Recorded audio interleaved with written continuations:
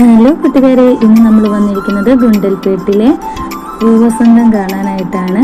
നമ്മുടെ സൺഫ്ലവറൊക്കെ വിരിഞ്ഞു നിൽക്കുന്ന പൂപ്പാടങ്ങൾ, അതുപോലെ നമ്മുടെ ഓണത്തിന് വേണ്ടി തയ്യാറെടുക്കുന്ന ചെണ്ടുമല്ലി പൂവിൻ്റെ കൃഷി, വാടാമല്ലി പൂവിൻ്റെ കൃഷി. ഞങ്ങളുടെ അവിടെയൊക്കെ വാടാമല്ലി ചെണ്ടുമല്ലി എന്നാണ് പറയുക. നിങ്ങളുടെ അവിടെ എന്താണ് പറയണതെന്ന് കമൻറ്റിലൊന്ന് പറഞ്ഞേക്കണേ. കൂടുതലും ഇവിടെ കൃഷി ചെയ്യുന്നത് സൺഫ്ലവർ, നമ്മുടെ സൂര്യകാന്തി പൂക്കളും അതുപോലെ ചെണ്ടുമല്ലിയാണ് കൂടുതൽ ചെയ്യുന്നത്. പിന്നെ നമ്മുടെ വാടാമല്ലി ഉണ്ട്. പിന്നെ ചെണ്ടുമല്ലിയിൽ തന്നെ ഒരു തരം മഞ്ഞയില്ലേ, മഞ്ഞ ചെണ്ടുമല്ലി, അതും ഇവിടെ കൃഷി ചെയ്യുന്നുണ്ട്. എന്ത് രസമാണെന്ന് ഇവിടെ കാണാനായിട്ട്. ഇവിടെ ധാരാളം പേര് വരുന്നുണ്ട് ഫോട്ടോ എടുക്കാനും അതുപോലെ ഫോട്ടോഷൂട്ടിനൊക്കെ ആയിട്ട് കുറേ പേര് വരുന്നുണ്ട്.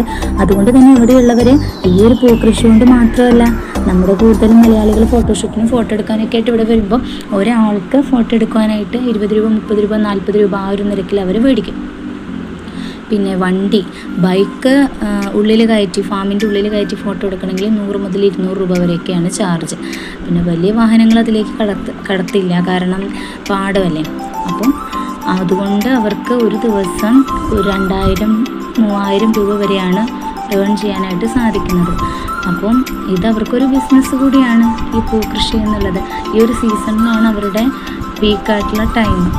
അപ്പം ഗുണ്ടൽപേട്ടിലാണ് ഈ ഒരു സൺഫ്ലവർ പാടം ഉള്ളത്. വയനാട് നിന്ന് മൈസൂരിലേക്ക് പോണ വഴിയിലാണ്. പിന്നെ നമ്മുടെ ഗോപാൽസ്വാമി ഭട്ടിലേക്ക് പോകുന്ന റൂട്ട്, അതിൻ്റെ അടിവാരമാണ് ഈ കാണുന്നത്. അപ്പോൾ നമ്മൾ ഗോപാൽസ്വാമി ഭട്ടിൻ്റെ